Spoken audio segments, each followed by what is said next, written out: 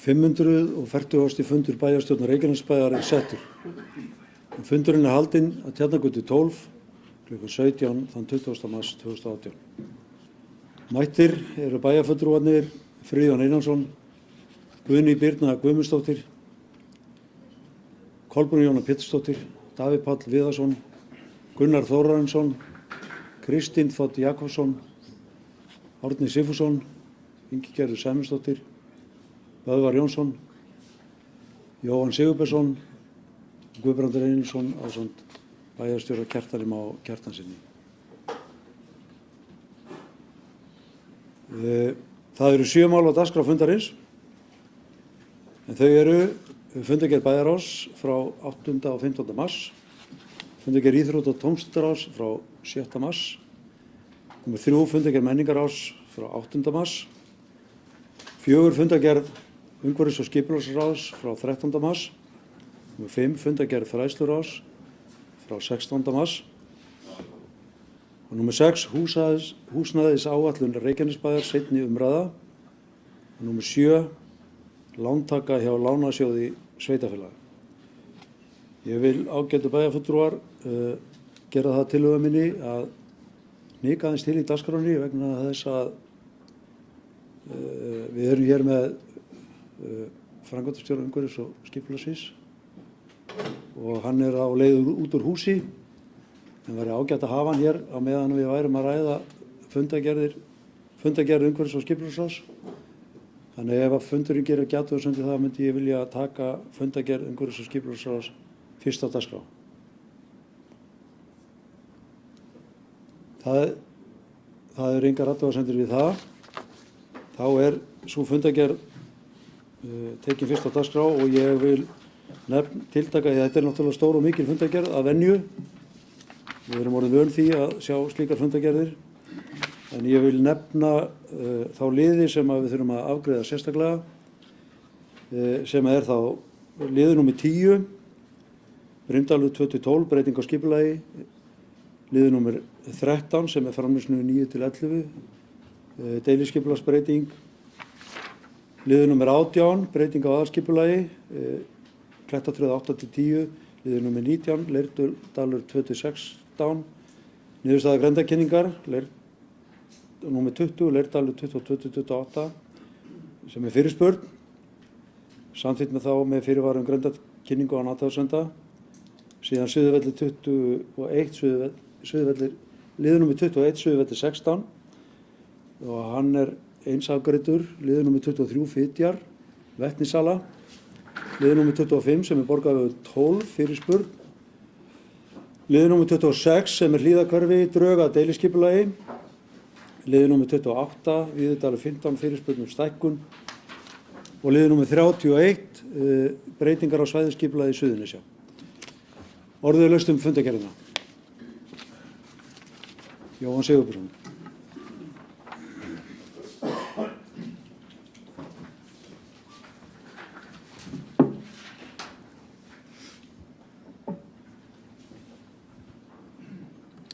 Ágætu bæjarfulltrúar. Ég kem hérna upp undir, bara kannski heilt yfir þessari fundargerð, benda enn eins og það hvað er mikil uppbygging og gróska í Reykjanesbæ, mikið af lóðumsóknum og mikið af breytingum og ný hverfi að byggjast upp, gríðarlega mikið af húsnæði sem við erum að sjá fram á að muni byggjast hérna á næstu misserum, en það er kannski afgreiðsla á einu máli sem er kannski fyrst og fremst ástæðan fyrir því að ég stíg hérna upp, það er varðandi framleiðslu 9-11. Þetta er auðvitað mál sem tengist gömlu Sundhöllinni. Hefur velkst í kerfinu nokkuð lengi og menn eru ekki sammála hvaða leið skuli fara. Verktakar eru með þarna mjög áhugaverðar og flottar hugmyndir uppbyggingu á nýju íbúðahverfi sem er þó breyting frá fyrra deiliskipulagi. Hvar þeir ætlaðu að byggja 4 blokkir á framleiðslu 11 og er nú búin að breyta því að þannig að þeir byggja við bæði framleiðslu 9 og 11. Sú breyting hafði það með í för með sér að það þarf sem sagt að rífa gömlu Sundhöllina. Alls konar rök hafa komið fram í þessu máli. Sundhöllin var seld 2006 og Minjastofnun segir þetta og svo segja þeir hitt og þetta gengur allt á víxl. Það það nokkuð ljóst að það eru aðilar sem deila, verktakarnir og þeir sem vilja byggja upp á móti nýstofnuðum hollvinasamtökum. Hollvinasamtökin eru held ég fyrst og fremst að líta á þessu sem hóp fólk sem að þykir vænt þessa byggingu, vænt sögu þess, vænt menningarminjar Reykjanesbæjar, vilja tryggja það að þeim sé haldið við og sé haldið í heiðri og við tökum engar ákvarðanir að óathuguðu máli. Og þessu máli hefur verið frestað, eða svona hefur verið svolítið lengi í umræðu hjá USK og verið frestað á síðasta fundi og umræðan hefur haldið áfram.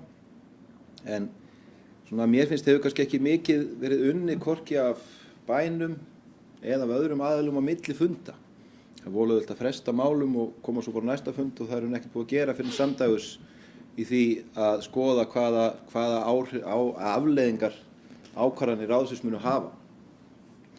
Og þar sit ég svolítið í þessu máli að ég hef ekki áttað mig á því, ég svo sem ekki með lögfræðing á mínum snærum sjálfur, en ég áttað mig ekki á því nákvæmlega hverjar afleiðingar verða því að samþykkja eða hafna þessari deiliskipulagstillögu.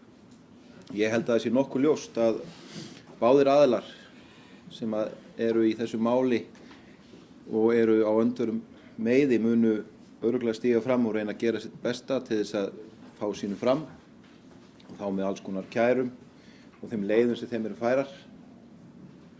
Og það svona setur á mig smá ugg að vita ekki nákvæmlega hvaða út frá lagalegum sjónarmiðum hverjar verða afleiðingar því að samþykkja að hafna deiliskipulagi.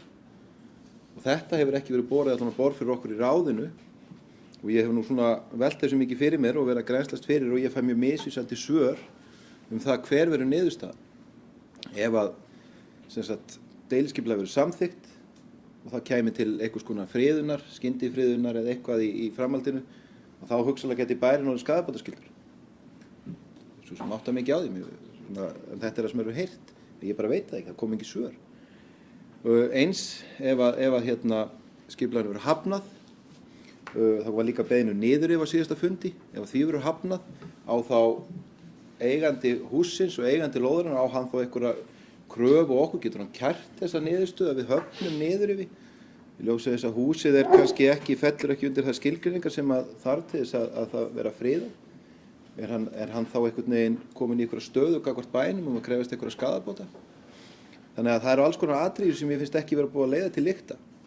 Þar að leiðandi, ég var ekki á þessu fundi, en þar að leiðandi finnst mér eðlilegt að málið verði tekið áfram þannig að við vitum sem við erum að taka ákvarðanir frá hönd bæjarins hverjar verða afleiðingarnar. Að því sögðu þá held ég að það væri best að geyma þetta mál, senda aftur til ráðsins og vera með allar staðreyndir á hreinu og vera allan búin að meta líkurnar á því hvað mun hugsanlega gerast. Að öðru í annan stað þá eru 5 manns í þessu ráði og ein manneskja sem samþykkti tillöguna núna sat hjá 14. nóvember 2017 þegar var samþykkt að senda þetta í auglýsingu. Og hún sat hjá vegna mjög náinna fjölskyldutengsla við verktakana. Mjög eðlilegt að mínu viti að hún geri það. Þó svo að hugsanlega megi með einhverjum lagaklækjum eða með kafa nógu djúpt inn í lögin og hvaða lög ganga framar öðrum segja að hún sé ekki vanhæf, þessi manneskja, þá er það bara einfaldlega betra til að tryggja það að við séum að koma heiðarlega fram og það séu allir að vinna að málinu málefnalega, taka af allan vafa. Þá væri þetta eðlilegast að svona manneskja sem er svona tengd verktakanum myndi sitja hjá. Og ef að menn óttast það að mál sem ætla að keyra í gegn ná ekki í gegn ef að einn aðilinn þarf að sitja hjá, þá er bara eðlilegast að kallinn varamann. Það var ekki gert í þessu tilviki og ég held að sé nokkuð ljóst og lögfræðingar eru alveg klárlega ekki sannfærðir það að hún sé hæf til að taka þessa ákvörðun, en það er afskaplega leiðilegt að sitja í ráði og þurfa að sitja út í því að búast því að fá kæru og vera tiltölulega svona, hún verður örugglega dæmd hæf. Þetta er bara ekki góð stjórnsýsla, að mínu viti. Þannig að ég einnig með þessum rökum, þá segi ég, þá að vísa þessum máli aftur til USK. Það er hugsanlega hægt að boða til aukafundar, ég held að það sitji nú 20 mál og bíði afgreiðslu, eins og menn sjá þessu fundagerðum, þetta eru ávið öll hinn málin í fimmtaveldi, málin sem koma fyrir USKið. að það væri bara eðlilegt að fá þetta tilbaka við að tryggja það að þeir aðilar sem eru að taka ákvörðandi mál séu algjörlega hæfir, séu ekki oftengdir málinu og við tryggjum það líka að við séum allar upplýsingar í hendi sem við þurfum að hafa til þess að geta tekið meðvitað ákvörðum það hvort sem við samþykkjum með höfnunartillögunni til hvers það mun leiða í framhaldinu. Takk fyrir.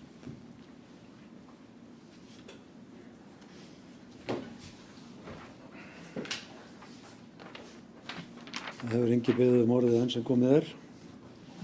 Ég ætla þá að leyfa mér það að taka til máls undir þessum lið og þá undir þessum lið sem að Jóhann bæjarfulltrúi nefnir hér varðandi Framnesveginn, Framnesveg 9-11.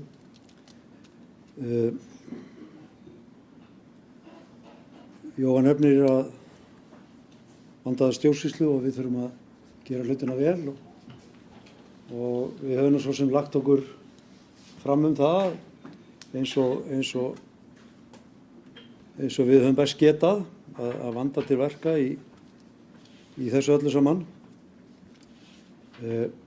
Ég vil upplýsa það hér að hérna það kom til skoðunar hjá okkur að því hann nefnir hér einstaka nefndamann sem nú nefndamaður beinna leiðar í ráðinu.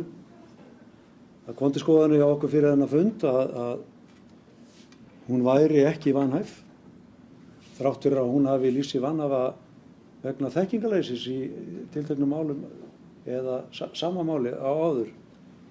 Og við létum kanna það fyrir okkur og við höfum verið að skoða þetta allan þennan tíma af því að í umræðum utan dagskrár á bæjarráðsfundi síðast var þetta nefnt að svo gæti verið að hún væri vanhæf og við óskuðum eftir því að fá skoðun á því bæði af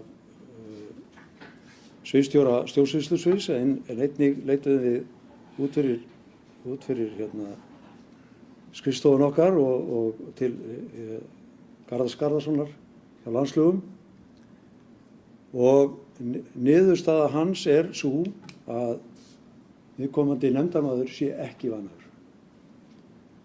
Og eins og Jóhann nefndi hér þá eru kerfið okkar þannig uppbyggt að lög ganga framar öðrum.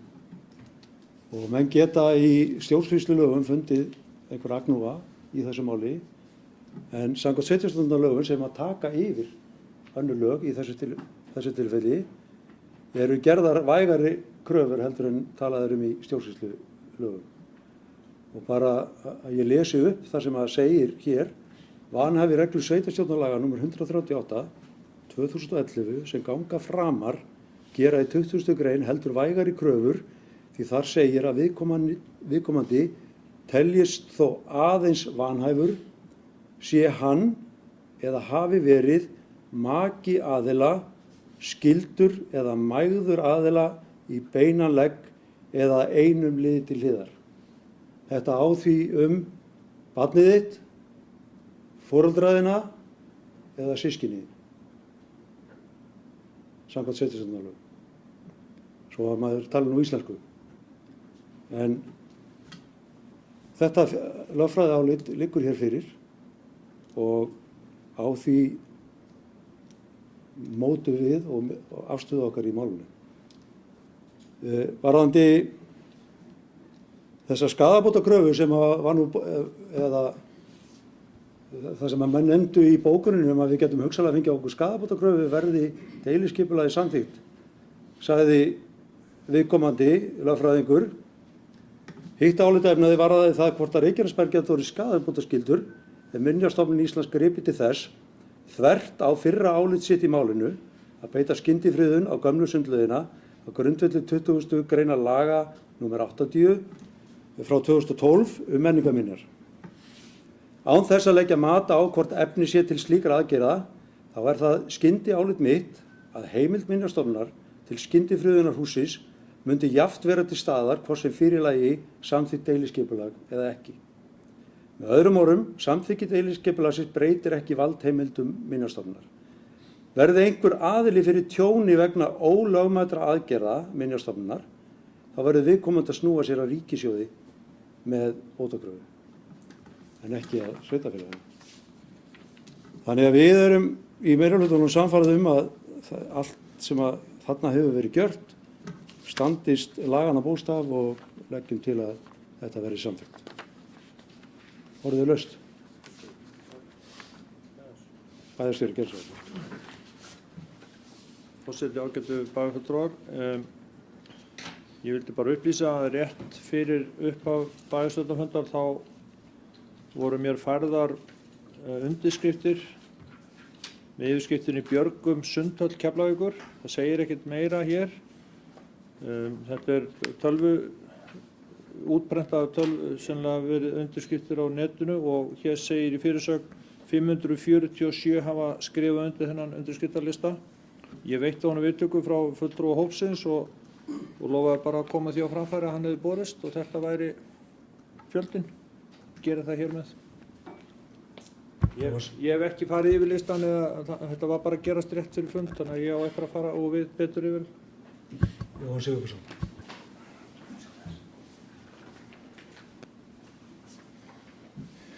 Forseti, það er 20 í þessu. Þetta var ágætt og ég efast í sjálfu sér ekkert þessi skyndiálit þessara lögmann, en það sem kannski situr eftir er að það er verið að rjúka til löngu eftir að fundurinn er búinn og leita ráða hjá lögmanni hvað getur hugsanlega orðið ef að bæjarstjórn samþykkir þetta. Það væri bara einfaldlega betri stjórnsýsla að vera með þessar upplýsingar fyrir. Þegar við vitum alveg hvaða mál, langflest málin í umhverfis- og skipulagssvæði eru samþykkt 5-0 með og móti, hafnaði eða samþykkt. Það er ágreiningur þetta mál, það er alveg vita, við vita þetta heil lengi er ágreiningur þetta mál. Það er einfaldlega miklu betra að vera með þessar upplýsingar fyrir. Og það væri mjög áhugavert að sjá þetta álit lögmannanna, það mætti leggja það fram, þannig að það er náttúrulega ekki búið að leggja það fram hérna í bæjarstjórn, við hefum ekki séð þetta allavega ekki ég, það væri gaman að sjá þetta. En þetta myndi ég segja, sko, þetta er svona létt eftirskilningar sem menn voru að redda sér eftir að þá búa þröngu í gegn þessu samþykki. Og varðandi vanhæfið, þá er það þetta annað. Við eigum ekkert að vera að gefa sjálfum okkur einhvern afslátt af því að við getum fundið eitthvað djúpt í einhverjum sveitarstjórnarlögum sem ganga framar á öðrum lögum að við getum þá bara að hafa okkur öðruvísi. Það er alveg ekkert ástæðulaust að þetta er í stjórnsýslulögum. Ég held ekki. Það er sérstaklega tekið fram bara svo þessi sagt í greinargerð þeim lögum að þetta gildi föðurbróður. Það er eitt dæmi sem við tekið til bara svo þessi sagt hérna. Af hverju eru við eitthvað að gefa okkur einhvern afslátt af því? Af hverju getur verið, sko, ertu minna vanhæfur að því í samkvæmt sveitarstjórnum. Ég svo veit það ekki, en er það ekki bara allt í lagi fyrir okkur að segja, heyrðu, við ætlum bara að taka lagana bókstaf og tryggja það bara við séum að gera hlutina rétt og fyrir opnum tjöldum, þannig að séu bara allir sannfæru það að hérna sé engir hagsmunaárekstrar. Auðvitað á þetta líka liggja bara hjá hverjum einu nefndarmanni að taka sína ákvörðun, þannig að það þurfi ekki að gilda neitt ef þetta. Takk fyrir.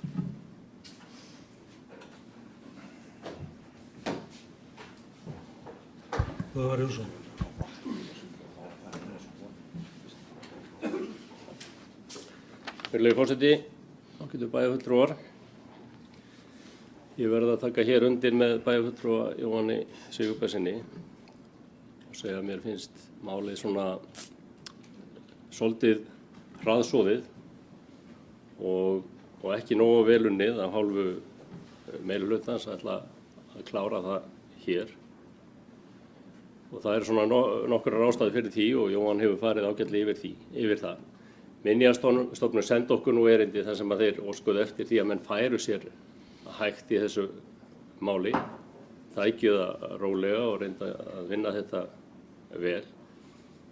Og mér finnst þó við höfum frestað þessu einu sinni, að þá megi nú alveg skoða málið aðeins frekar á milli funda. Á þess þó að ég sé að hvetja til þess að menn dragi mál í stjórnsýslunum of. Það hefur verið talað það að kunni vera yfirvofandi hætta á svona skyndifriðun. Ég er sammála forseta í því að mér finnst einkennilegt ef að það ætti að valda sveitarfélaginu einhvers konar skaðabótaskyldu, en þó hefur maður heyrt af því að það séu fordæmi fyrir slíku, að sveitarfélag hafi orðið skaðabótaskylt í slíku máli. Mér finnst vanta, að minnsta kosti fyrir okkur sem að sitjum hér í minnihluta bæjarstjórnar, upplýsingar sem að hér verið að fjalla lögfræði álit sem að hefði auðvitað verið mikilvægt að við hefðum séð og nefndamenn í umhverfis- og skipulagsráði hefðu séð. Fundur sem ég var að heyra af hér bara rétt áðan hefði verið haldinn í morgun með minjastofnun sem við erum ekkert látnir vita af. Höfum í raun engar upplýsingar hvað kom fram á. Þetta afgreitt með þessum hætti í umhverfis- og skipulagsráði og eins og Jóhann hefur sagt, þá koma auðvitað vanhæfis ástæður til álita. Það eru auðvitað til eldri úrskurðir frá félagsmálaráðuneytinu meðal annars þar sem að mál eru dæmd ógild, þar sem til dæmis systkinabörn þar sem verið að fjalla mál systkinabarna. Það reyndar áður en að sveitarstjórnarlögunum breytt 2011. Það hins vegar sagt í sveitarstjórnarlögin, þegar sveitarstjórnarlögin eru lögð fram á þinginu 2011, þá segir í greinargerð með frumvarpinu að þó að það sé sérstaklega tekið fram í greininni, 20. greininni, að það sé í fyrsta lið, að þá sagt að sveitarstjórnarmenn kunni að vera vanhæfir og skyldleikinn sé minni. Enda liggi þar þá einhverjar sérstakar ástæður að baki. Og þessi tiltekni nefndarmaður auðvitað búinn að leggja línuna.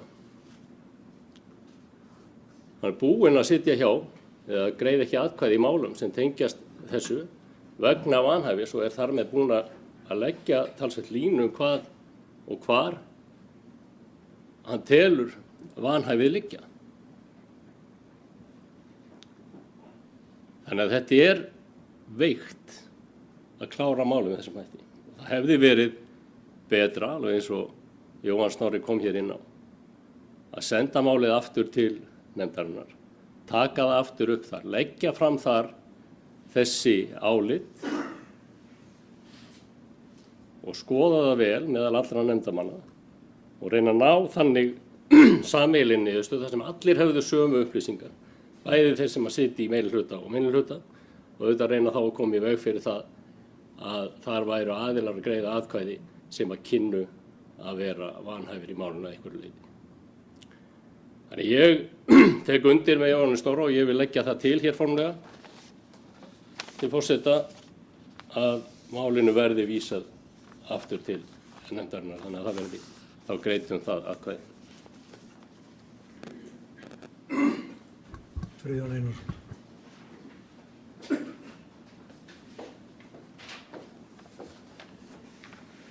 Forseti, ágætu bæjarfundur og gestir. Ég kem hérna upp undir sama lið og þeir félagar. En kannski ekki alveg á sama stað og þeir í málinu, en hérna langar aðeins að fara yfir þá. Fyrst langar maður að segja það að það hefur verið unnið vel að þessu máli mjög lengi. Eins og bæjarfundur að vita þá hefur þetta verið hérna í umræðu í 14-15 ár hvað ég að gera með þetta hús.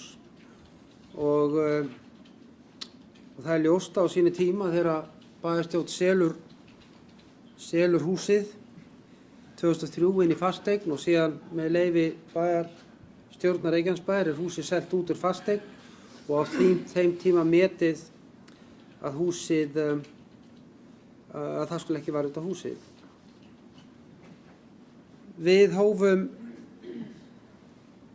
endurskoðun á aðalskipulagi bæjarins 2015, þar sem aðkomu íbúa var tryggð í öllu endurskoðunarferlinu, íbúaþing haldið, 2 kynningafundir málið, aldrei voru gerðar athugasemdir við framtíð sundhallarinnar, þó að fram komi frá 2007 að það væri víkjandi. Núna þetta deiliskipulag búin að vera í kynningu í 15 vikur. 15 vikur. Málinu frestað í 1 mánuð í ráðinu, þannig að tími gæfist til þess að skoða máli betur fyrir þá aðila sem höfðu áhuga að vernda húsið og það auðvitað dálítið leiðilegt að sá tíma hafi ekki verið notaður kannski betur að setjast niður með eigendum húsins og finna því annað hlutverk, þannig hægt að vernda eða halda húsinu, en eins og okkur öllum er ljóst að þá hefur það ekki tekist og engin samningafundir á milli eiganda eða hollustu samtakana, því miður. Á fundi skipulagsráðs nú nýverið þegar deiliskipulagið er samþykkt, þá var bókuðu fulltrúar sjálfstæðismanna þessar hræðslu skaðabótaskyldu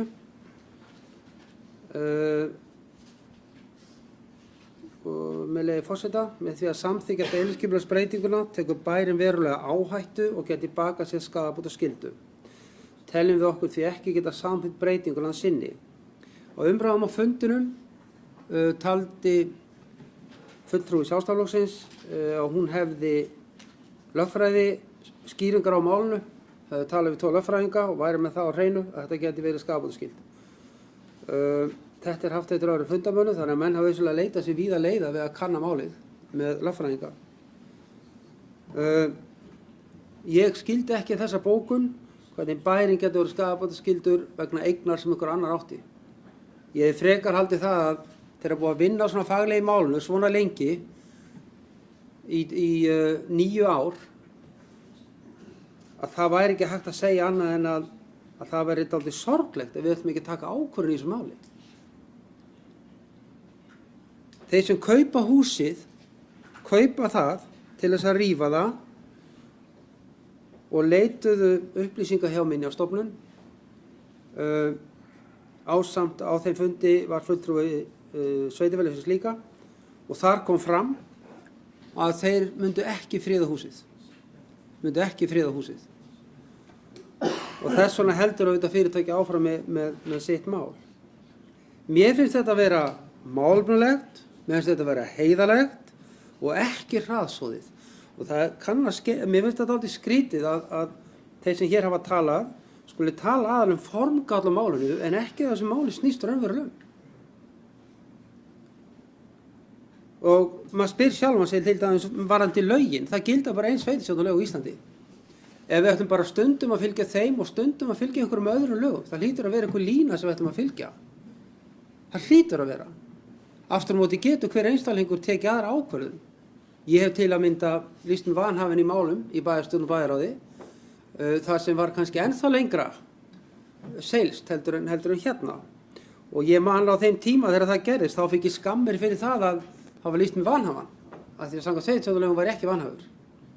Þannig að við eigum auðvitað bara að fylgja einni línu, ekki bara einu sinni þetta og einu sinni eitthvað annað. Það er engin fordæmi til hjá Minjastofnun þetta mál. Engin. Minjastofnun hefur friðað hús sem voru í eigu sveitarfélags og ríkisins og komið veg fyrir niðurrif. En engin svona fordæmi að væri gengið á einkaaðila. Skyndifriðun er stórt mál og alvarleg.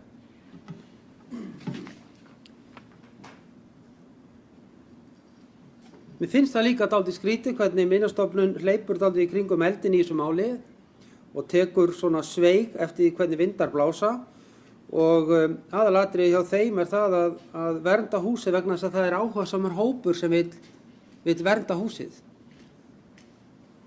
Það er megin lykilatriði á þeim. Í samtali mínu við Minjastofnun sem Minjastofnun þegar vitnaði í, sem ég átti í síðustu viku þegar ég var að spyrjast fyrir þetta mál, þá bjuggust þau við því að hollustusamtökin myndu leggja fram businessplan á þessum tíma og ræða við eiganda hússins og sannfæra hann að þau geti keypt húsið. Og enn á ný hefur Minjastofnun sagt að við okkur og ombela að þau vilji hitta þennan hóp og hann eigi þá að leggja fram businessplan svo að sjá hvernig fram vindur. Það snýst sem sagt, verndunni snýst það að þessi hópur geti keypt húsið eða fundið eitthvað annað til að gera það. Með því að samþykkja deiliskipulagið þá gefst Minjastofnun tækifæri til að friða húsið. Ef við samþykkjum deiliskipulagið hérna í dag, þá þetta sent til skipulagsstofnunar og það mun taka þá 2 mánuði svo ákvörðun sem þaðan kemur. Minjastofnun ráðgefandi aðili í því máli. Ef svo að Minjastofnun telur nauðsynlegt að fá lengri tíma, þá geta þeir friða húsið, skyndifriða húsið og fengið 6 vikur í auki. Það því það verður komin í tæpa 4 mánuði sem ríkisstofnunir geta beitt til þess að kanna málið áfram.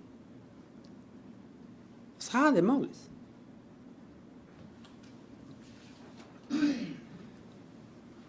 Ég held að við verðum að samþykkja deiliskipulag vegna þess að það hefur verið faglega unnið í langan tíma í þessu máli og þetta eina leiðin til að setja málið í einhvern ákveðin farveg. Vegna þess að ef við gerum ekkert, hvað gerist þá? Það kann það voru að fjúka húsum núna daginn af Sundhöllinni. Þá getur það verið endalaust. Hvað ef að taka langa tíma? Mánuð, 2 mánuði, 3 mánuði, 4 mánuði? Ef við að bíða eftir hvað Minjastofnun ákveður að gera? Ef við að bíða eftir því að þau segi já? Nei, segi ég, við eigum að samþykkja deiliskipulagið og Minjastofnun þarf þá að stíga fram og gera það sem rétt það sem þeim finnst rétt. Þessi nefnd, þetta ráð sem að vinna fyrir okkur, USK, að vinna faglega. Það ekki að taka tillit til tilfinningasemi eða annars slíkt. Þau mega það ekki. Þau eiga að vinna faglega og það hafa þau gert. Þau hafa gert það allan tíma. Það getur enginn sett út af það hvernig þau hafa unnið. Þetta ráð hefur haldið 9 opna fundi núna á þessu ári, á þessu kjörtímabili og kynnt fyrir íbúum það sem að gerast. Og það gerðum við líka með Sundhöllina. Það hefur verið nægur tími til að skoða málin. Og við hófum í Minjastofnun að við höfum áhuga að hitta þá. Við hringdum í að báða að koma. Vegna þess að þau sendu okkur bréf í gær, Minjastofnun sendi mér persónulegt bréf og nefndu það að þau myndu hugsanlega beita skyndifriðun. Þess vegna hringdum við í þá og báða að hitta mig. Það var nú allt á sumt. Og ég var mjög undrandi á þessu bréfi sem þau sendu, sem var engu samband við sem það sagt áður. Þetta var svona dulbúin hótun og skyndifriðun. Og svo þegar við ræddum máli nánar eins og ég sagt hér að þetta gengur bara út af það að hollustuvinnirnir að þeir munu sannfæra viðkomandi aðilum það að þeir geta útvegað fjármagn og gert business plan eins og þau orðuðu þetta sjálf. Og ég fullviss um það ef við höfum ekki samþykkt þetta í skráði, samþykkt deiliskipulagið, þá ekkert gerst í dag. Það kallar á viðbrögð, vinna faglega og þá munur ríkisstofnanir og allur frestur aðstoða þessa aðila sem vilja vernda húsið. Þau fá 4 mánuði ef áhugi fyrir því. Svo þetta allt annað mál, hvort að einhver hollustuvinnasamtök vilji vera fjárfestingafélag sem þarf að leggja út 100 milljóna til að laga húsið. Það síðan allt annað mál. Ég stend ekki hérna sem einhver óvinnur Sundhallarinnar, alls ekki. En til það að þetta sé skýrasta leiðin til að koma málinu í einhvern farveg í stað þess að sitja með málið einhvers staðar út í horni og ekkert gerist. Og við munum það, hérna hafa menn rætt málin þessa Sundhöll og ég man ekki til þess að það veri nein óeining í bæjarstjórn Reykjaness bara þetta mál. Hérna hafa menn lýst yfir að rífa húsið, minnihluta og meirihluta. Þannig að ég kannast ekki við neina óeiningu og finnst ekki rétt að fara í einhver formgallamál sem engin Það búið að lesa út upp yfirlýsinguna frá lögfræðing sem við fengum senda rétt fyrir fundinn. Þetta bara hreint og klárt. Og auðvitað menn að standa við það sem menn hafa sagt hérna áður en ekki beina augum sínum á einhverju allt öðru máli heldur en þetta snýst Takk. Árni Sigfússon.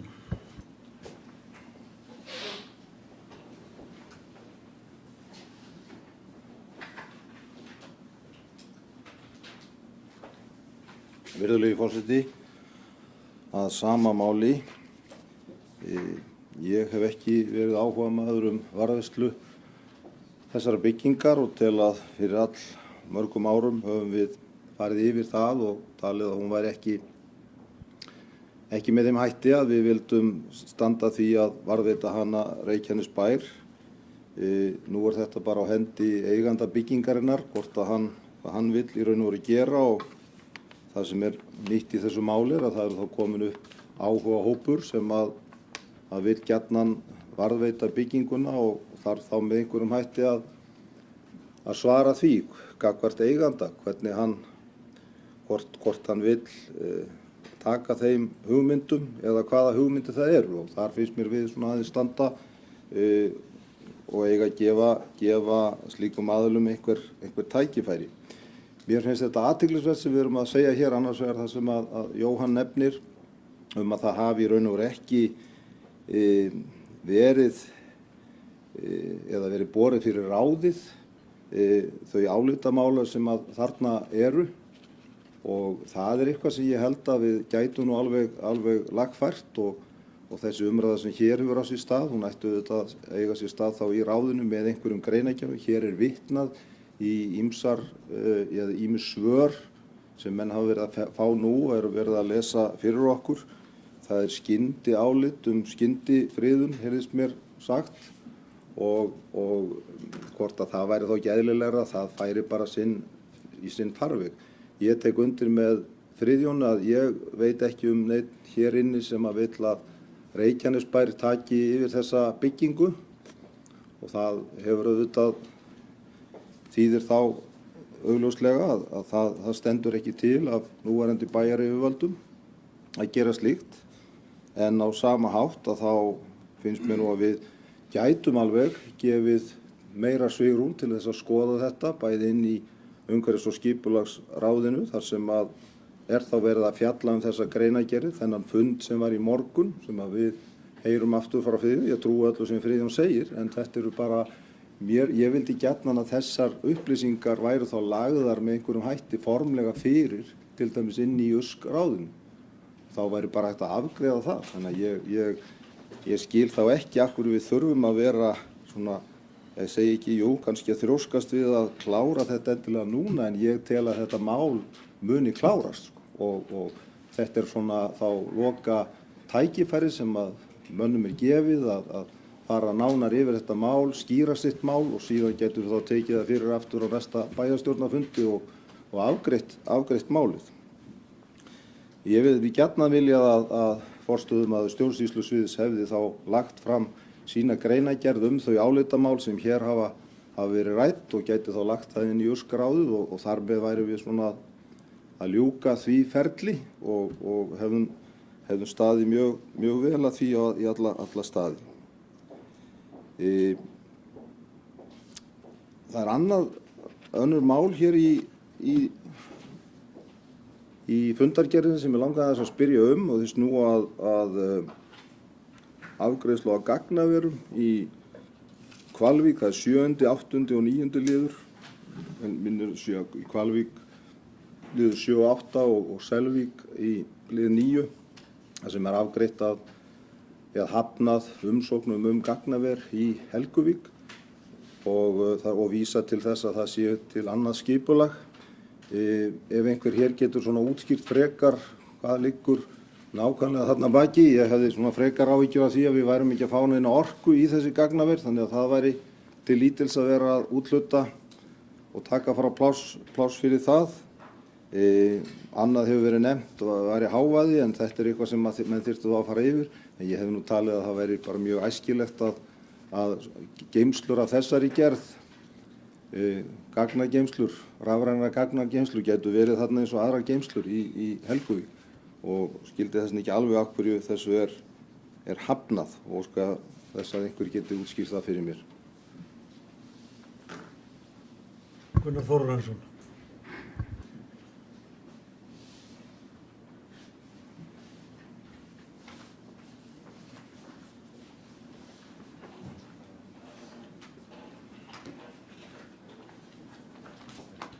Virðulegi forseti, ágætu bæjarfulltrúar, bæjarstjórar og gestir. Það búið að standa lengi til að rífa þetta hús. Við höfum deiliskipulag frá 2006 sýnist mér, sem gerir ráð fyrir því að þetta hús víki fyrir íbúðum. Íbúðarhúsnæði á þessu svæði er í raun og veru eitthvað sem að mér líst mjög vel á. Þetta er svæði sem að er fýsilegt að búa á. Nú er verið að tala um það að eitthvað sé vanhæfur í nefndinni. Það þýðir það að ef að hann hefði setið hjá þá hefði þetta verið atkvæðagreiðsla. Við erum búin að fá málið í hendurnar og við eigum að afgreiða það og mér finnst okkur ekkert að vanbúnaði að klára það hérna. Það er að segja samþykkja skipulagið. Akkurat ekki nei. Það er bara eðlilegt að klára málið og láta þetta gott heita. Kristinn Jakobsson.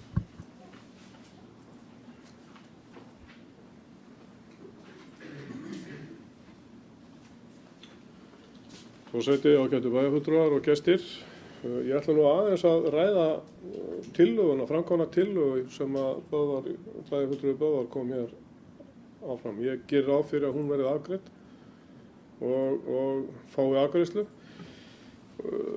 Minnst hún er skynsöm að ýmsum leyti en ég sagði það í gær á Facebook-síðunni þetta er svona setur bæjarstjórn í smá úlfakreppu þetta mál eða valkreppu, hvort við erum skaðabótaskyldir ef við samþykkjum deiliskipulagið eða þá erum við skaðabótaskyldir ef við frestum afgreiðslunni. En það hlýtur að koma að því að við afgreiðum málið. En mér þykir þessi tillaga að vera skynsöm vegna þess að það eru kannski einhver mál sem eru órædd og sem sagt, bara þessi fundur í morgun með minjanefnd og meirihlutanum og þetta skyndi álit skyndi friðun.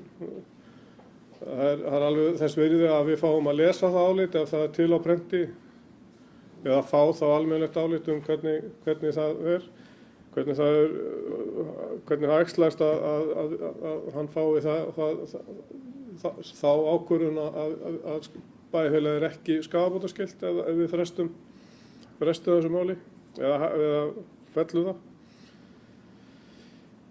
Nú við höfum frestað mikilvægari málum á þessu kjörtímabili og jafnvel hunsaðu líka.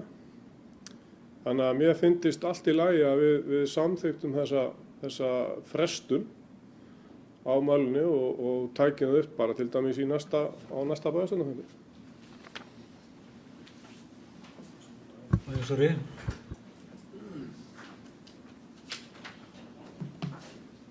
Forseti, ágætu bæjarfulltrúar, aðeins vegna fyrirspurnar bæjarfulltrúar Árna Sigfússonar með gagnaverin í Helguvík að þá eins og Árni kom inn á í sínu máli að þá eigum við í skipulaginu okkar svæði frábyggið undir þessa starfsemi. Það svæði heitir Sjónarhóll og er eins og þið vitið öll inn af Fitjum, svolítið inn á skaganum og þangað viljum við beina þessari starfsemi. Það er hávaðamengun af þessari starfsemi eins og þessi tilteknu ver starfa. Það er ekki svo mikill umhverfishávaði af öðrum tegundum gagnaver eins og til dæmis vörn að Ásbrú. En þessi gagnaver sem eru svokölluð bitcoin mining gagnaver virka öðruvísi. Það er að segja að þau eru ekki bara að geyma gögn í hæglátum og hljóðlátum tölvum, heldur eru að vinna allan tíman og eru að innan gæsalappa grafa eftir rafrænni mynd og tölvurnar keyra á fullu og þeim fylgja viftur og hávaði og mikill kælibúnaður sem orsakar umhverfishávaða. Við höfum nú þegar fengið kvartanir frá íbúum í Innri-Njarðvík að hávaði frá þessu svæði inn að Fitjum, inn á Sjónarhóli sem er eitthvað rúmur 1 kílómetri í beinni loftlínu, 1,3 held ég, það hefur verið mældur. Að í ákveðinni vindátt þá hafi þetta truflandi áhrif á íbúana og þeir verði fyrir hljóðmengun þaðan. Við erum að vinna í því máli og það kemur nú fram hér annarri fundargerð held ég að það er verið að gera, eða í þessari sömu fundargerð umhverfis- og skipulagsráðs, að það er verið að vinna að hljóðmælingum þar og verið gripið til úrbóta til þess að draga úr þessum hávaða, en hefðu þessi gagnaver hin sem eru sama eðlis, það er að segja það stafar að ákveðin umhverfishávaði, verið sett niður í Helguvík, og þá er fjarlægðin svipuð nær alveg eins frá nyrstu byggð í Keflavíkurhverfi og hefði það mátt búast við hljóðmengun þaðan. Auk þess sem að það eru náttúrulega lóðir í Helguvík ætlaðar annars konar fyrirtækjum og fleiri tegundum af rekstri og því viðbúið að næstu fyrirtæki sem færu í nágrenni við þessi gagnaver yrðu fyrir verulóðnaði, ekki bara íbúarnir í Norðurbænum heldur líka önnur fyrirtæki sem kunna að koma í Helguvík. Þannig að það var svona megin ástæðan fyrir að þessu var hafnað, að staðsetja þarna og þeim vísa á þetta svæði sem að er ætlaðandi þessa starfsemi annars staðar. Ég vona að þetta skýri svona svarið.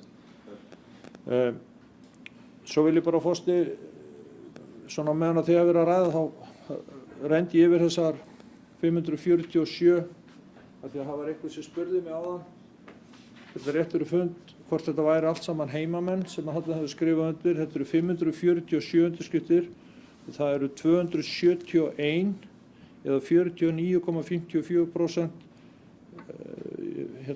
einstaklingar sem búa annars staðar en í Reykjanesbæ. Og það eru fjölmörg heimilisföng þar eða kauptún, útlönd og höfuðborgarsvæði mikið út á landi og í Noregi og Bandaríkjunum og víðar. Þannig að það er 49,54% búa annars staðar en í Reykjanesbæ. 49,54. Böðvar Jónsson.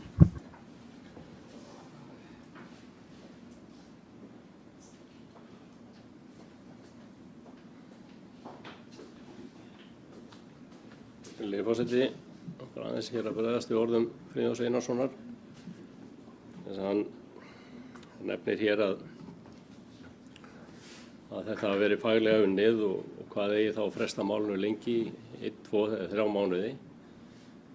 Sko, það er ekki faglega unnið ef allir aðilar mál sem eiga að taka hér afstöðu, þá á ég bæði við hér bæjarfulltrúa og svo nefndarmenn í umhverfis- og skipulagsráði, hafi ekki fengið gögn, nægjanlega góð gögn til þess að taka skýra og endanlega afstöðu til málsins. Og menn að fá hér álit sem að koma rétt fyrir þennan fund. Og við höfum ekki séð en það er aðeins búið að lesa upp úr því hér. Og ég get nú bara verða að segja það að þegar að bæjarfulltrúi Friðjón Einarsson var hér í minnihluta, þá hefði hann örugglega sagt eitthvað á sínum tíma ef við hefðum alltaf að klára mál á grundvelli gagna sem voru að berast nokkurum mínútum fyrir bæjarstjórnarfundi. Það er það sem við erum að tala að sé ekki nógu góð stjórnsýsla. Ég alveg sammála því, ég held að það þurfi ekkert að verða ágreiningur þetta mál, en hann er á meðan að allir hafa ekki þær upplýsingar sem þeir þurfa til þess að taka afstöðu til þess.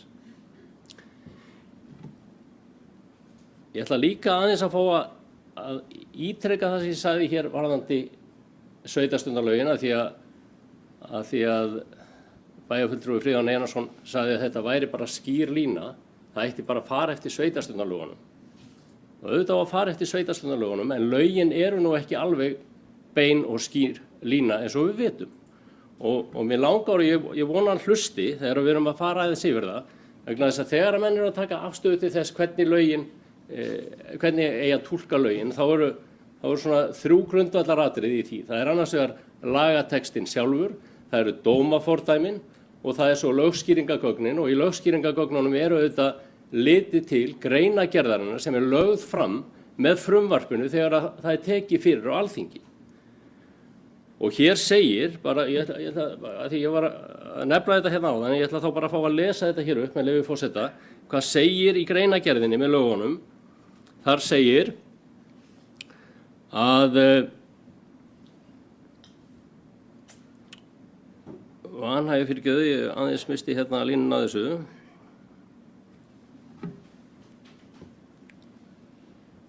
Samkvæmt ákvæðinu verður sveitarstjórnarmaður, starfsmaður eða nefndarmaður vanhæfur ef hann eða hann hafi verið skyldur eða megður aðila í beinan legg eða einum legg til hliðar eða tengdur aðila með sama hætti vegna ættleiðingar. Þetta er textinn sem að forseti fór hér yfir áðan og á þá við systkini og hugsanlega systkini maka.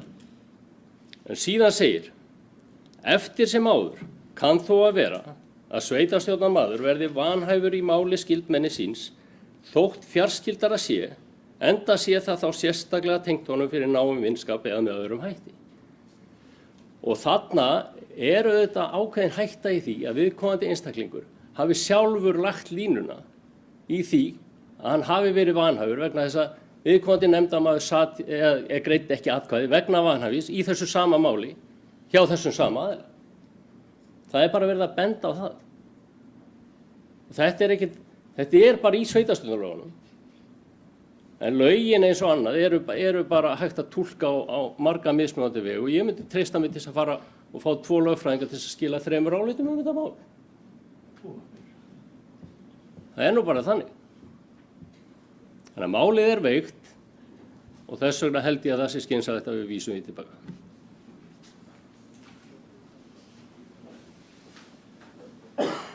Friðjón Einarsson. Jæja, forseti ágætu bæjarfulltrúar. Sko, bæjarfulltrúi Böðvar svaraði sér eiginlega sjálfur hérna.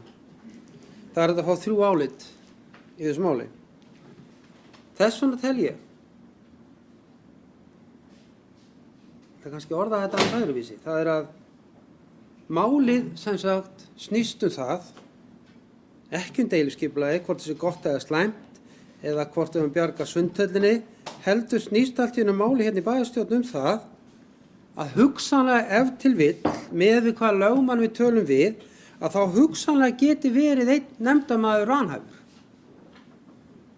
Þannig að það verið að leita að náli heystaka til að finna formgalla í málinu. Það er engin metnaður markmiðið eða skipulagið eða hugsunina nei, finnum eitt formgalla svo við getum fresta málinu hvað í 2 vikur. Sko, þetta er alveg þveröfugt það sem menn hafa sagt í náður og yfirlýsingar manna við Sundhöllina. Ég verð að segja það til dæmis að það ætti að kalla til þessar 2 fulltrúa sjálfstæðismanna í þessu ráði sem veifuðu lögfræðingum á fundinum. Hvar eru þau álit? Ég bað þau. Ég óskaði eftir að fá þau.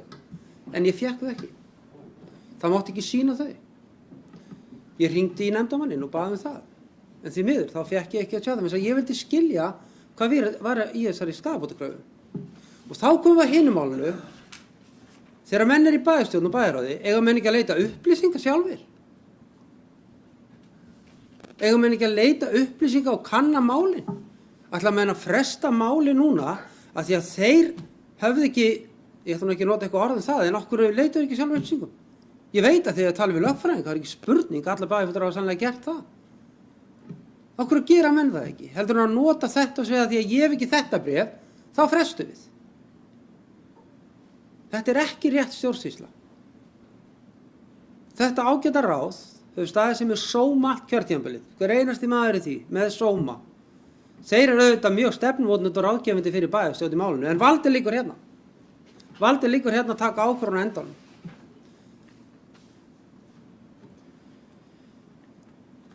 Mér finnst það ódýrt að fara þessa leið og ég segi það áfram að mitt mat er það að við höfum að fara með deiliskipulag, samvikið deiliskipulagið, eingöngu vegna þess að það er rétt faglega.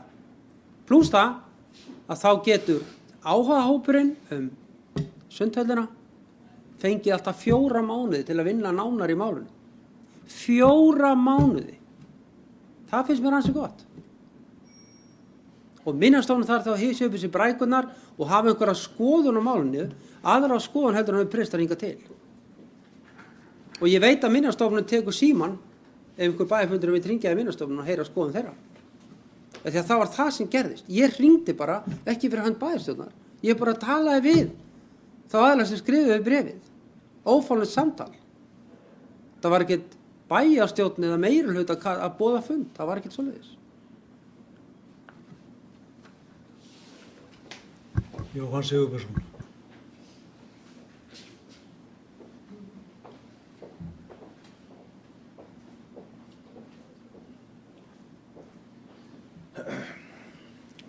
Virðulegur forseti, fyrst vel og ekki held ég að þessi fiski sem ég kallaði virðulega þegar ég kom hérna upp, ég bara gleymdi því, mjög virðulegur. En mér finnst allt í lagi að gera athugasemd við formgall á málu. Og ef það er formgall á málinu, þá er bara sjálfsagt að laga hann áður en lengra er haldið. Það er það sem við erum að biðja. Friðjón talar um það að nefndamenn eigi að leita sér upplýsingar. Segir svo í sömu andrá að það hafi allir talað við lögfræðing og nefnt sín lögfræðálit.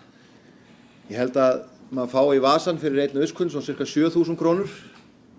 Maður er ekki með marga lögfræðinga á launum hjá sér til þess að gefa sér ráðgefandi álit, ef maður á kannski vini og félaga sem maður hringir í og spyr og fær þá svona pro bono bara pælingar til þess að átta sig á þessu. Maður leitar sér upplýsingi á þeim sem maður þekkir og maður treystir til þess að þekkja þetta betur, en sá sem maður síðan ber skaðan, það er bærinn.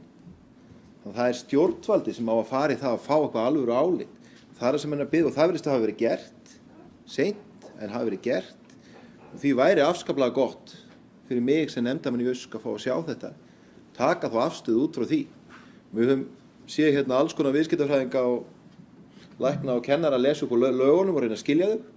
Það er bara fínt, en það eru ákveðnir menn sem eru sérhæfðir í því að skilja og túlka lögin. Þeir geta að gefa okkur álit á því hvað þeir telja sé líklega útkoma eftir því hvað verður gert. Og mér finnst bara allt í lagi að gera athugasemd við formgall á málum. Við höfum lent í alls konar mótvind á þessu tímabili og ég er sammála Friðjóni sem nefndi verið unnið mjög gott starf og faglegt starf og menn leggja sig allir fram við það að gera þetta vel og forðast mér finnst rökin sem er mjög gott. En þess þá heldur hef ég lagt áherslu á það í mínum störfum að hlutin séu unnir af fagmennsku og nákvæmni og við spyrjum okkur áður en við samþykjum eitthvað eða höfnum einhverju, erum við ekki örugglega að gera þetta rétt. Það er það sem ég hef ekki ennþá getað gert í þessu máli. Árni Sigurðsson.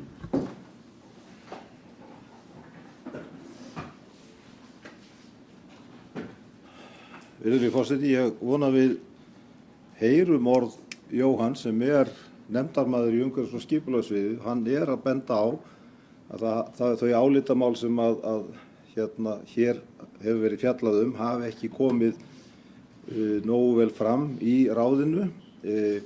Hér er búið að segja ýmislegt, það er búið að lesa upp úr skyndiáliti, það er búið að segja hér að ef við samþykkjum skipulagið þá verði 4 mánaða frestur fyrir opinbera aðila að skoða málið, heyrðist mér. Er ekki bara alveg sjálfsagt að við gefum þessu einn hring enn? Hér erum við ekki andstæðingar í málinu eins og hér hefur áður komið fram. Það er engin hér bæjarfulltrúi sem er að leggja til að bærinn taki yfir þetta hús og nú skulum við bara reyna að gera þetta vel að því að koma athugasemdir og ábendingar að þá ættum við ekki að þurfa að vera að agnúast yfir þessu heldur að setja þetta eitt hring yfir til umhverfis- og skipulagssviðs og geta svo afgreitt þetta á næsta fundi. Takk fyrir.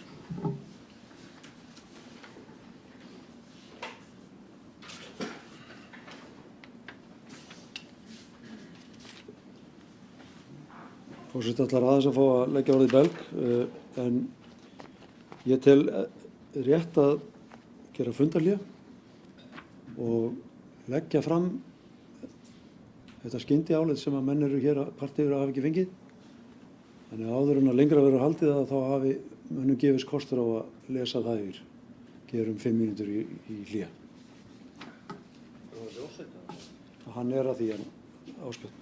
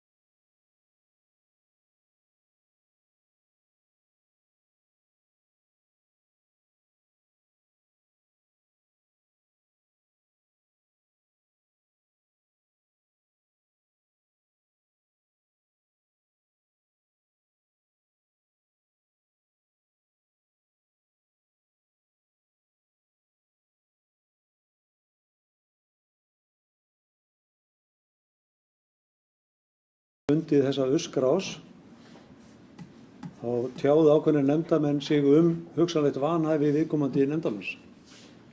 Og það auðvitað fylgti viðkomandi nefndamann óöryggi og hún óskaði eftir stuðningi við þá ákvörðun okkar sem við höfum tekið hún væri ekki vanhæf.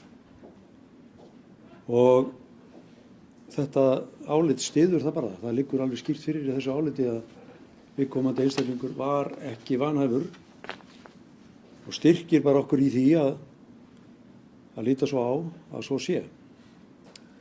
Bæjarfulltrúi Böðvar nefndi hér texta með frumvarpi. Jú, það eru textar með lögum, svona lögskýringar og ýmislegt til þess að reyna að glöggva sig á því fyrir venjulegt fólk hvað lögin þýða. Og Böðvar nefndi að viðkomandi gæti hugsanlega verið vanhæfur þrátt fyrir þessi tengsl. Og ég get alveg tekið undir það. Slíkt kann að geta verið til staðar. Og þá er það ef að er að ræða fjárhagslega hagsmuni eða viðkomandi sé í vinnu hjá viðkomandi fyrirtæki. En það er bara ekkert að ræða í þessu tilfelli. Það er enga tengingar á milli viðkomandi nefndamanns eða þessa fyrirtækis. Þessi stúlka stundar náminn í Reykjavík og hefur verið í því í mörg undanfarin ár. Hún er auðvitað eins og margir okkar fulltrúar óvön í stjórnsýslu. Við erum að senda fólkin í nefndirnar okkar sem ekki hefur komið nálægt stjórnsýslu áður og menn eru auðvitað bara að þreifa fyrir sér og glöggva sig á hlutunum og læra smátt og smátt. Vegna þess að hún hafði ekki nægilegar upplýsingar þá taldi hún rétt að sitja hjá þar til að við fengum þetta álit eða þar til að við vissum það eða töldum okkur vita það að hún væri ekki vanhæf. Þannig að ég sé engar ástæðu til þess að ætla sér að fara að hártoga það með einum öðrum hætti. Það er algjörlega skýrt í lögunum að hún er ekki vanhæf og Böðvar nefnir að geta verið einhverjir aðrar hlutir sem geta gert hana vanhæfa en þeir eru bara ekki til staðar í þessu tilfelli. Nú það hefur ekki fleiri beðið orðið í þessu. Þá held ég að það sé bara rétt að við förum í afgreiðslu á fundargerðinni og við þurfum að afgreiða þá marga liði. Það er ekki rétt að taka til Jú, ég tek hana fyrir þegar að við komum að þessum lið í fundargerðinni. Fyrst er það liður númer 10 sem er Brimdalur 2-12, þeir sem samþykkt geta þann lið. Hann er samþykktur 11-0. Þá er það liður númer 18 sem er Klettatröð 8-10, breyting á aðalskipulagi. Þar er samþykkt að auglýsa tillöguna, þeir sem samþykkja það. Það er samþykkt 11-0. Þá er það Leirdalur 2-16. Þar er niðurstaða grenndarkynningar. Þeir sem samþykkja þennan lið eru bennir að gefa merki. Hann er samþykktur 11-0. Þá er það Leirdalur 22-28. Það er samþykkt fyrirvara grenndarkynningu án athugasemda. Þeir sem samþykkt geta þennan lið eru bennir að gefa merki. Hann er samþykktur með 11 atkvæðum. Þá er það lið númer 21 sem er Suðurvellir 16 fyrirspurnum stækkun. Þeir sem samþykkt geta þann lið. Hann er samþykktur 11-0 og 10-0 og Davíð Páll Viðarsson greiðir ekki atkvæði vegna vanhæfis. Þá er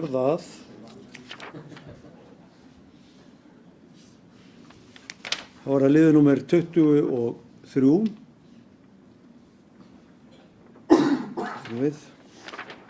Nei.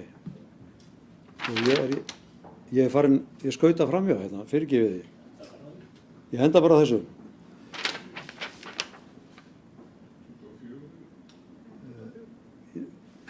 Ég er komin að ég þarf að bakka. Ég held ég þurfa að bakka tilbaka því að það eru hann ákveðnir liðir líka undan. Ég var ekki búinn að leggja fram hérna Brimdalur 2-12. Var það? Jú. Ég er komin að 2003, gleymi ég samt 13. Þegar við tökum bara í restina. 23 er það vetnissala á Fitjum, þeir sem samþykkt geta það. Það er samþykkt 11-0. Þá er það liður númer 25 sem er Borgarvegur 12 fyrirspurn, þeir sem samþykkt geta það. Það er samþykkt 11-0. Þá er það drög að deiliskipulagi vegna Hlíðahverfis, liður númer 26, þeir sem samþykkt geta hann. Hann er samþykktur 11-0. Þá er það liður númer 28 sem er Víðidalur 15 fyrirspurn stækkun, þeir sem samþykkt geta þann lið. Hann er samþykktur 11-0 og þá er það liður númer 31 sem er breytingar á svæðisskipulagi Suðurnesja. Þeir sem samþykkt geta þann lið eru Benjamin Geðmerki. Hann er samþykktur 11-0 og þá er það sá liður sem að hér hefur verið mest til umræðu eða liður númer 13. Það er komið fram tillaga að vísa þessu aftur til ráðsins. Þeir sem samþykkt geta þá tillögu. Þeir sem að greiða atkvæði gegn tillögunni. Hún er felld með 6 atkvæðum gegn 5. Þá er fundargerðin boðurinn upp að öðru leyti. Þeir sem samþykkt geta lið númer 13 eru Benjamin Geðmerki. Hann er samþykktur með 6 atkvæðum, 7 atkvæðum, einhver á móti, gegn 4 atkvæðum. Og þá getum við borið fundargerðina að öðru leyti. Þeir sem samþykkt geta fundargerðina að öðru leyti, hún er samþykkt 11-0. Og þá ættum við að geta farið á lið númer 1 sem er fundargerð bæjarráðs frá 8. og 15. mars, orðið laust. Það er enginn sem kveður sér ljós, þeir sem samþykkja fundargerðirnar eru Benjamin Geðmerki. Það eru samþykktar 11-0. Þá er komið að fundargerð íþrótta- og tónlistarráðs frá 7. mars, orðið laust. Jóhann Sigurbjörnsson.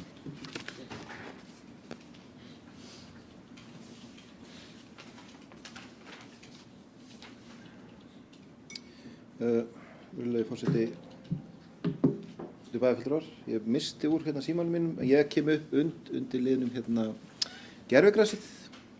Það er svo stórkostlega með þessar bókanir í nefndu sem maður situr ekki í, að maður veit ekkert hvað er verið að fjalla þegar er verið að fjalla mál.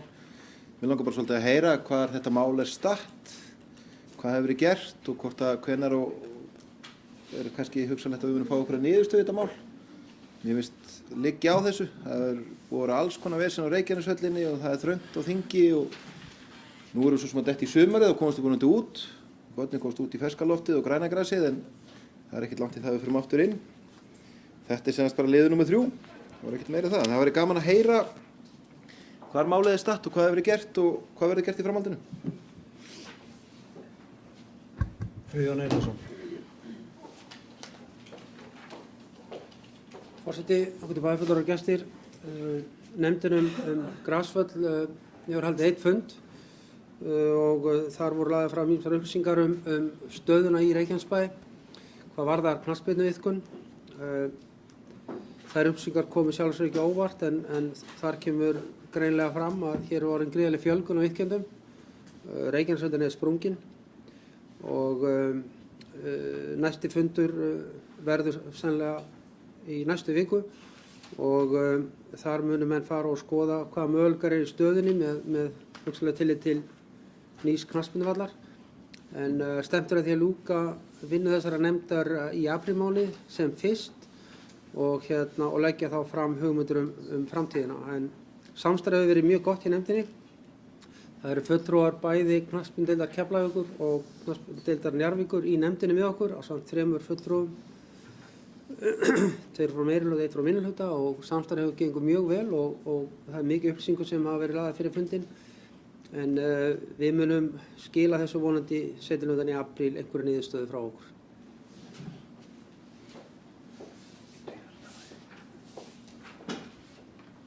Orðið laust. Það er ekki fleiri sem kveða sér ljós fundargerð íþrótta- og tónlistarráðs frá 7. mars. Þeir sem samþykkt geta fundargerð íþrótta- og tónlistarráðs er Benjamin Geðmerki. Hún er samþykkt með 11-0. Þá er það fundargerð menningarráðs frá 8. mars, orðið laust. Það er enginn sem kveður sér ljós. Þeir sem samþykkt geta fundargerð menningarráðs er Benjamin Geðmerki. Hún er samþykkt 11-0. Þá er komið að fundargerð fræðsluráðs frá 16. mars, orðið laust. Það er engin sem kveður sér ljós. Þeir sem samþykkt geta fundargerð fræðslurás er að beiðni um að gefa merki. Hún er samþykkt 11.0. Þá er það húsnæðisáætlun Reykjanesbæjar seinni umræða. Þetta var þá til fyrir umræðu á síðasta bæjarstjórnarfundi og henni hefur ekki verið breytt á milli funda nema þá lagaðar einhverjar stafsningavillur orðið laust um húsnæðisáætlun Reykjanesbæjar. Ég var nú ekki á þessum fundi þessu síðasta bæjarstjórnarfundi en mér langar bara til að lýsa ánægjunum minni með þetta plagg og þakka þeim sem að lögðu þarna hönd á plóg. Þetta er mjög gott fyrir okkur að hafa þetta. Það getur verið vegvísir, átta okkur á því hvað við þurfum að gera í framhaldinu. Og mér finnst það gott að vita til þess að við erum ekkert í neinum vandamálum sérstökum hvað varðar lóðaframboð og íbúðaframboð til framtíðar. Þannig að næstu árin eigum að vera nokkuð örugg með að geta úthlutað þeim lóðum sem þarf og byggt þau hús sem þarf að byggja. Og það kemur ágætlega fram í þessar áætlun og það er mjög gott að þetta plagg skuli hafa verið unnið og frábær vinna þeirra sem að lögðu þarna hönd á plóg. En orðið laust. Báður Verðarsson, gjörðu svo vel.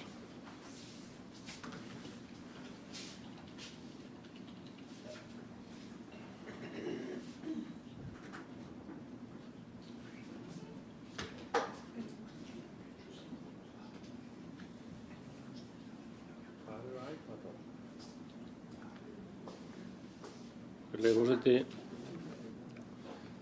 bara aðeins, við ræddum þetta ágætlega á síðasta fundi, bara aðeins út af þessum orðum forseta þá er auðvitað á það bent að það eru lóðir sem ætti að geta mætt þörfinni fram til ársins 2025 þó þannig að það sé mikilvægt að hluti af þeim eignum sem gert er ráð fyrir að verði byggðar á tímabilinu 21 til 25 flytjist fram til þess að mæta þeirri þörf sem er fram til 2021.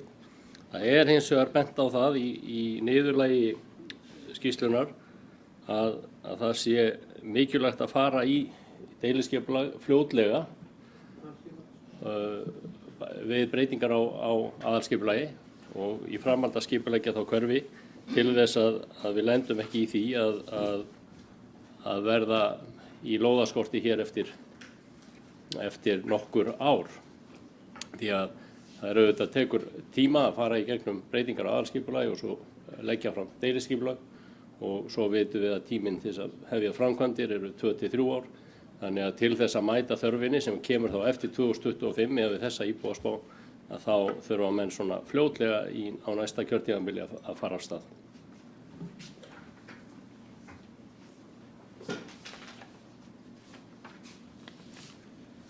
Já, þetta er vissulega þörf ábending og við erum nú nýbúin að ganga frá aðalskipulagi sem að hafist þar handa við í upphafi kjörtímabils en áætlanir ganga ekki alltaf eftir og fólksfjölgun hefur kannski verið meiri heldur en ráða fyrir gert og það er auðvitað bara nauðsynlegt fyrir nýja bæjarstjórn, hver sem hún verður eftir kosningar, að fara í það að fullum krafti að skoða það og í gamla aðalskipulaginu okkar voru svæði sem var búið að áætla að yrði nýtt undir íbúðabyggð og það ætti þá að vera í lógalagi að kippa þeim inn aftur í nýja aðalskipulagi.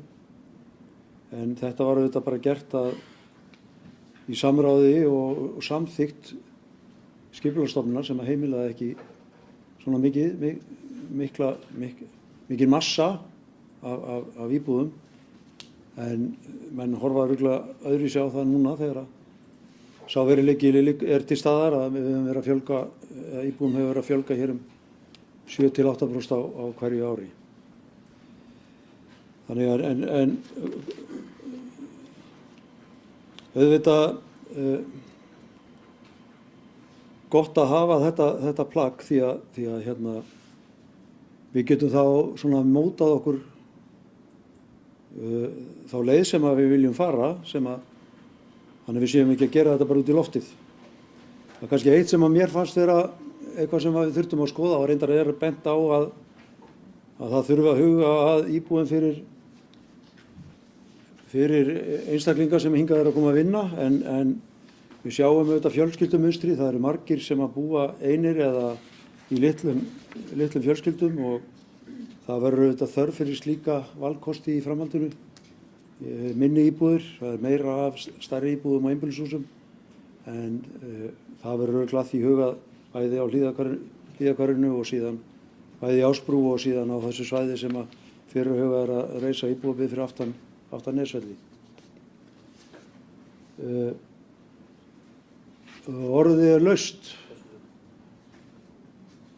Bæjarstjóri var sjónarmunn á undan. Jóhann Sigurbjörnsson.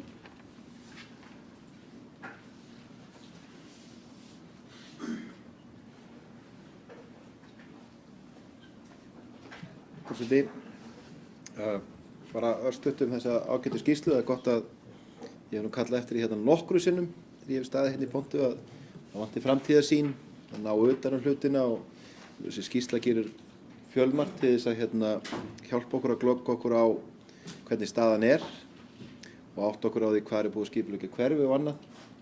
En niðurlagið hennar bendir kannski á ákveðin punkt og sem er mikilvægt að hafa í huga, að við þurfum líka að móta okkur stefnu það hvernig við viljum að samfélagið þróist. Við getum ekki bara verið viðtakendur og látið bara reka á reiðanum eða fljóta sjófandi að feigða rósi. Við þurfum að móta okkur einhverja stefnu, menn þetta var gert ágætlega með Dalshverfinu og annars staðar þar sem menn voru búin að móta svona stefnu, hvernig þetta byggja þetta upp. Að sama skapi megum við ekki láta svona plagg eyðileggja, eða ekki eyðileggja, strangt orð, svona plagg ganga yfir núverandi skipulag, núverandi deiliskipulag. Þetta er vinnuplagginn í framtíðina. Þess að við þurfum að hugsa bara með okkur sjálfum hvernig viljum að bærinn þróist, hvernig vilja íbúar að bærinn þróist.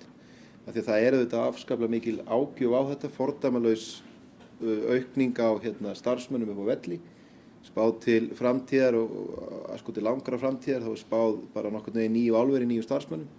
Þetta fólk er ekki til á Íslandi, þannig að við þurfum að hugsa það líka hvernig samfélag okkar tekur á móti þessu fólki. Og eins líka þó að það sé afskaplega mikið af stórum eignum á þessu svæði sem er ekkert óðalegt fyrir, hvað að segja, svona bæ út á landi, þó að við íbúar okkur finnst ekkert endilega að vera út á landi, þá er þetta eðlileg uppbygging með við mörgunum sveitafélög, að þá er mikilvægt að horfa til þess að þetta eru 2 tegundir af fólki sem að munu flytjast til landsins til að vinna hérna, annars vegar farandverkamenn og hins vegar þeim sem eru að koma hingað og eru að flytja til landsins til að vinna hérna og móta sér sína framtíð. Og þetta eru 2 mismunandi hópar með mismunandi þarfir, þannig að ég lít þannig á að íbúamynstrið er ekkert sérstaklega lýsandi fyrir íbúðamynstrið eins og er í dag, sem er svolítið áhugavert að maður horfir í þessar tölur. Þannig að svona nokkurn veginn minn punktur er sá að við þurfum að nota þetta sem vinnuplagg til framtíðar, en við megum ekki líta á þetta sem þannig að þetta sé að móta fyrir okkar framtíðarsýn. Það er hlutverk okkar sem erum í stjórnmálum, það er hlutverk íbúanna sem búa hérna, að við séum semst að hugsa þetta til lengri tíma með eitthvað sýn í huga. Bæjarstjóri Kjartan Már.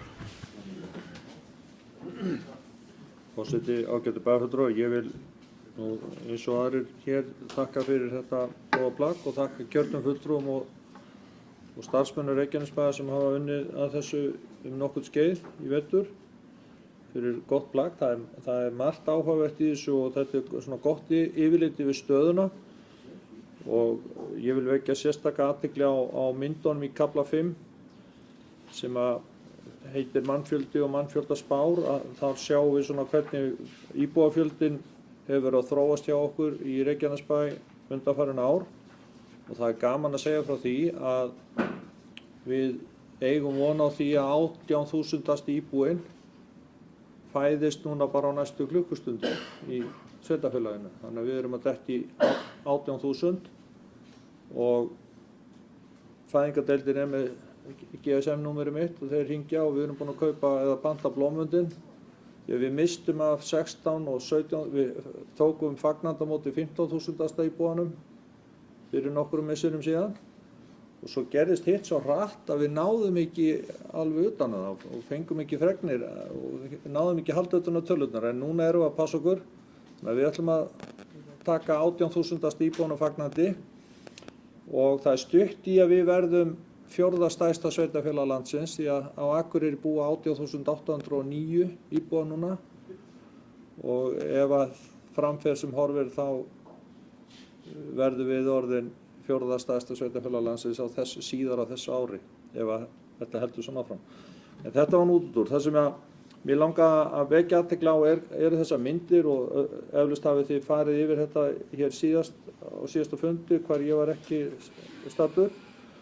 Að þegar við skoðum dreifingu aldursbila og eftirspurnina að þá fjölskyldustærðir og annað og við sjáum þetta líka í félagslega kerfinu hjá okkur þar sem að við erum með mjög mikinn minni hluta eða lítinn hluta af íbúðum í félagslega kerfinu ætlaðar einstaklingum en langstærsti hluti þeirra sem eru á biðlista eru einstaklingar sem eru að kalla eða leita eftir húsnæði sem hentar einstaklingum og þannig að þetta greinilega að breytast og við sjáum það hérna líka að einstaklingum hefur fjölgað mikið á síðustu árum hér og þannig að við þurfum að fjölga hér minni íbúðum.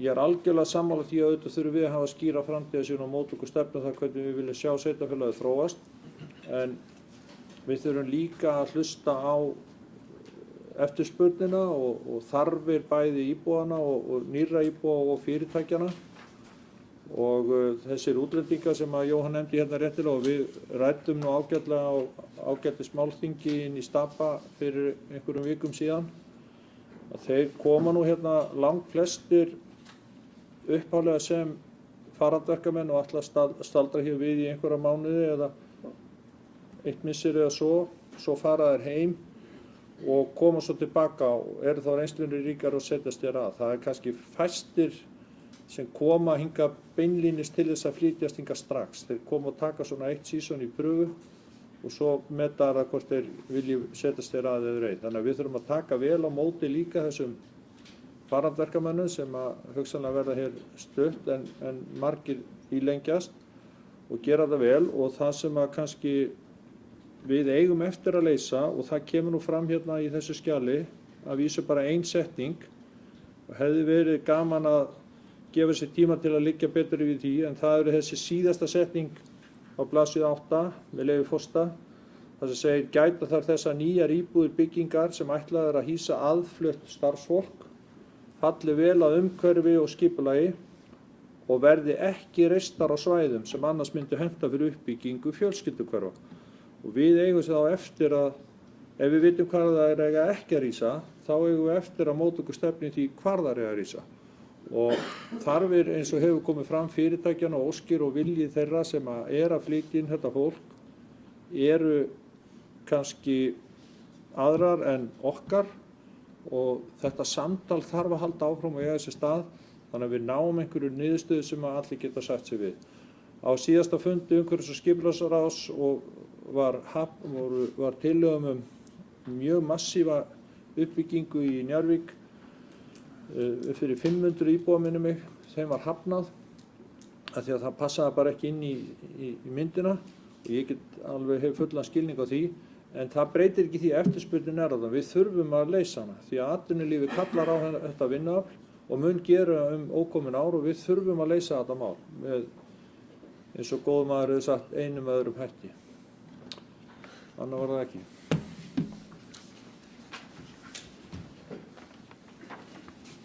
Orðið laust. Það hafa ekki fleiri hvassir ljós húsnæðisáætlun Reykjanesbæjar. Þeir sem samþykkt geta fyrirliggjandi húsnæðisáætlun eru Benjamin Geðmerki.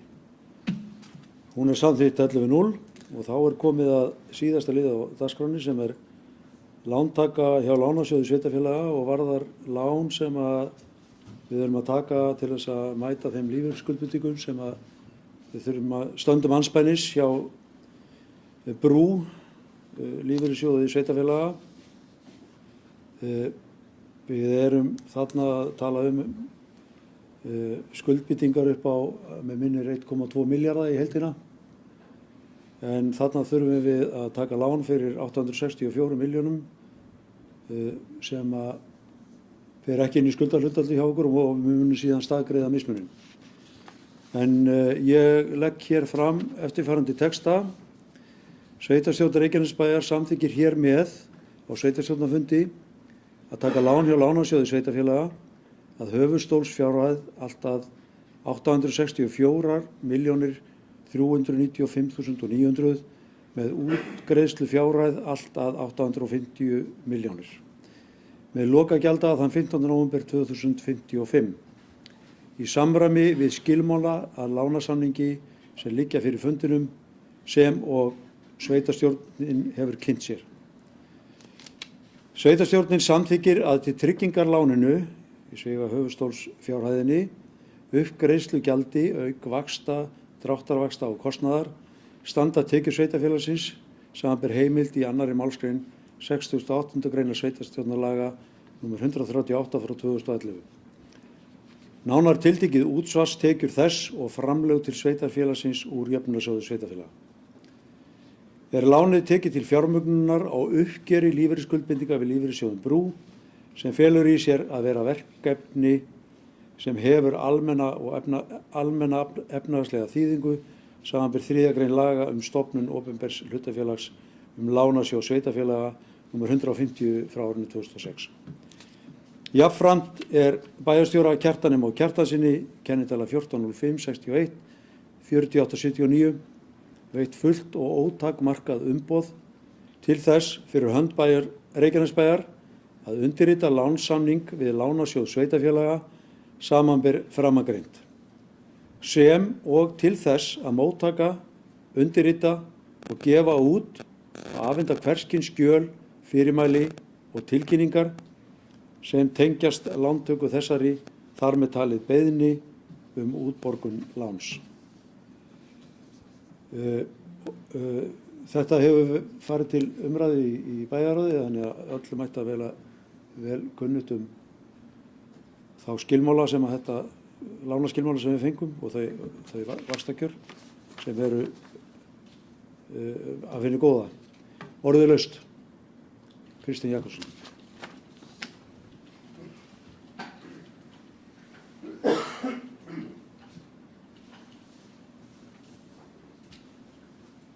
Forseti ágætu bæjarfulltrúar. Ég ætla nú að fara í formið enn eina ferðina og bara fagna því að þetta mál sé tekið upp sem einn og sér sérstakur liður á dagskrá bæjarstjórnar. Mér skilst að þetta sé hafa ekki verið gert. Eins að benda á það að flest allir liðirna sem greidd atkvæði inn í fundargerð umhverfis- og skipulagsráðs ættu í raun og veru að vera sérstakir liðir á dagskrá bæjarstjórnar.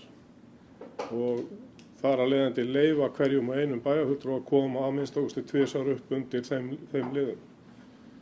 Bara að benda á þetta. Þetta væri eðlileg málsmeðferð og ég veit til þess að samband sveitarfélaga hefur ítrekað sett ofan í við sveitarfélög þar sem að þessi hefð er fyrir hendi eins og hjá Reykjanesbæ að taka ýmsa dagskráliði til umræðu og afgreiðslu inn í fundargerðum. Þetta eiga að vera sérstakir dagskráliðir á fundargerð í dagskrá bæjarstjórnarfunda.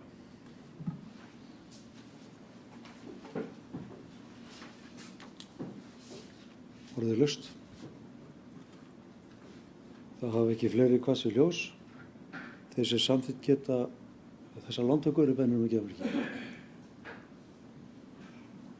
Hún er samþykkt 11:0 og þá gerum við hlé á fundinum á meðan að gengið frá fundargerð.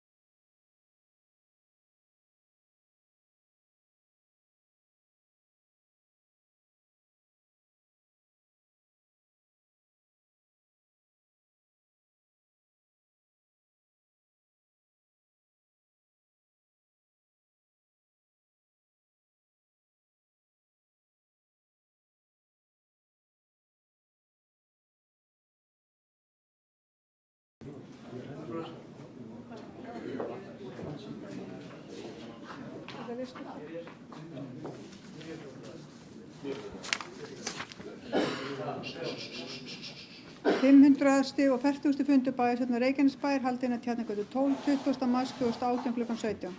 Viðstaddir Árni Sigfússon, Böðvar Jónsson, Friðjón Einarsson, Guðbrandur Einarsson, Guðný Birna Guðmundsdóttir, Gunnar Þórarinsson, Ingigerður Sæmundsdóttir, Kolbrún Jóna Pétursdóttir, Kristinn Þór Jakobsson, Jóhann S. Sigurbjörnsson, Davíð Páll Viðarsson, Kjartan Már Kjartansson bæjarstjóri og í forseti var Guðbrandur Einarsson.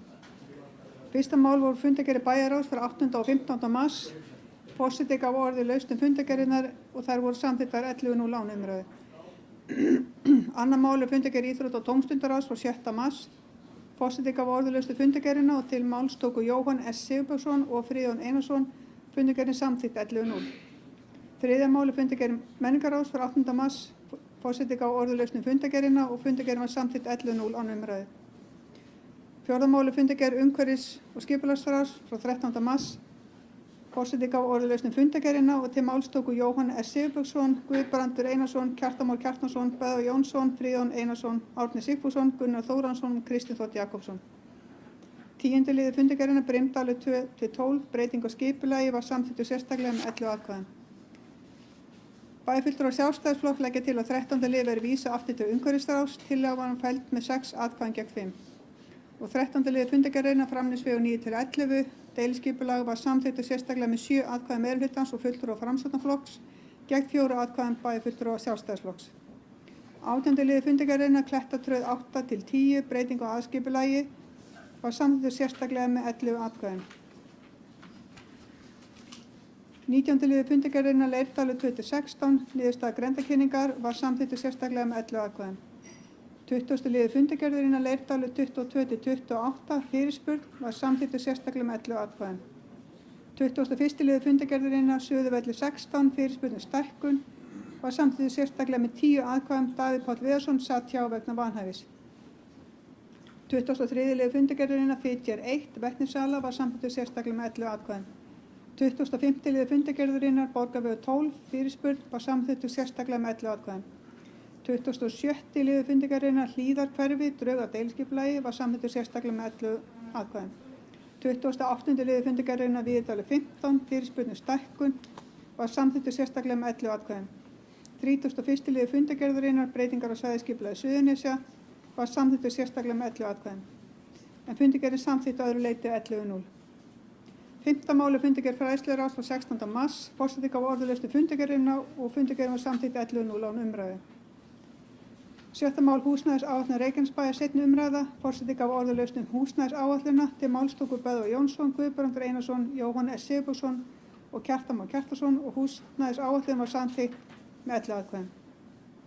Lántaka hjá Lánasjóði sveitarfélaga. Forseti gaf orðið laust til máls tók Kristinn Þór Jakobsson og með leyfi virðulegs forseta mun ég ekki lesa lántöku heimildina. En lántaka og heimildin var samþykkt 11:0.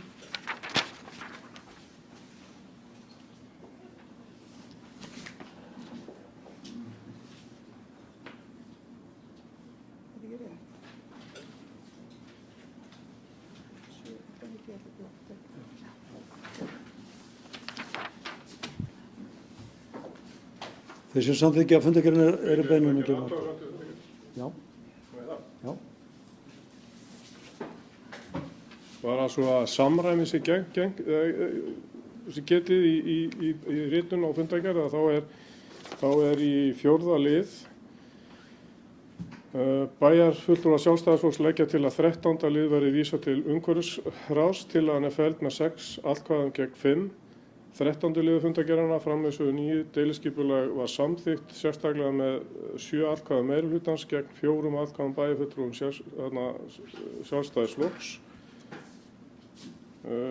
Og ég fyndist að ætti að telja þá niður upp þá sem að greiddu eða þá flokkar sem greiddu með á móti í fyrri tillögunni sem felldu tillögu Sjálfstæðismanna eða á samþykkt. Sérstaklega 7 atkvæðum meirihlutans og fulltrúa Framsóknarflokks. Já, það á að vera samræmi í skrifum á fundargerð og þessi liður eru sikkoru. Já.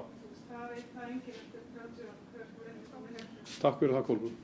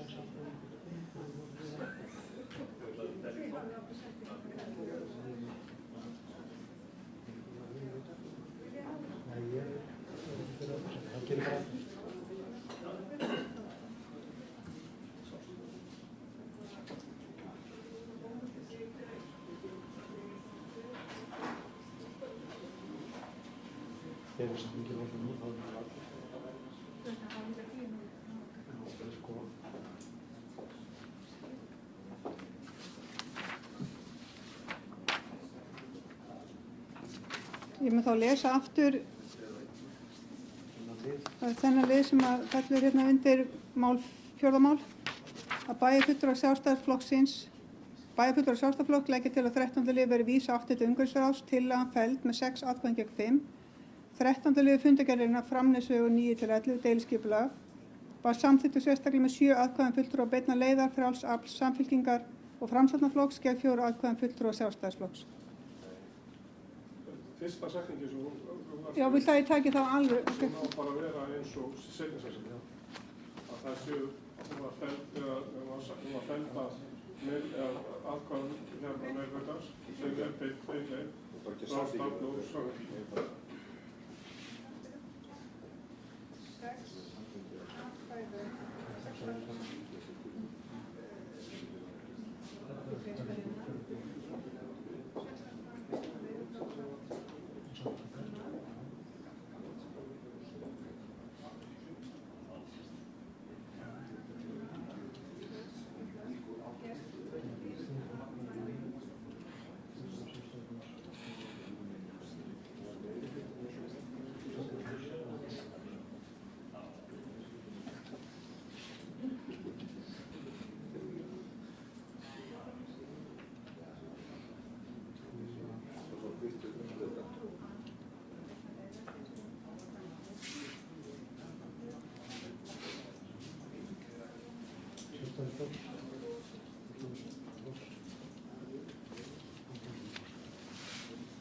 Þetta að vera skotið.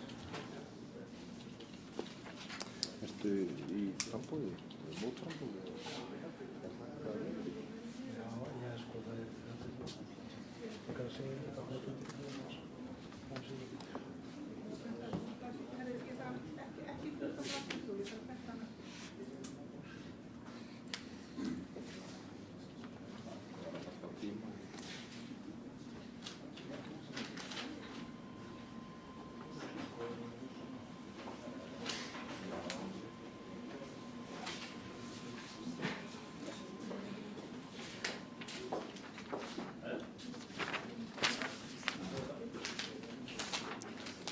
Ég mun þá lesa aftur þennan lið.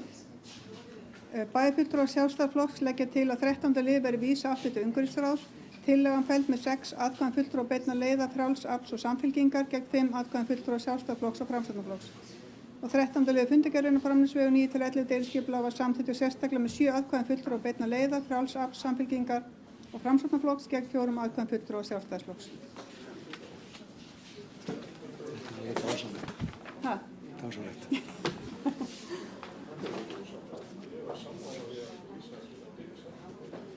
Ágætu bæjarfulltrúar, þeir sem samþykkt geta fundargerðina eru beðnir um að gefa merki. Það er engar athugasemdir og hún er samþykkt með öllum atkvæðum, 11-0. Fundargerðin verður því undirrituð. 540. fundi bæjarstjórnar Reykjanesbæjar er hér með slitið.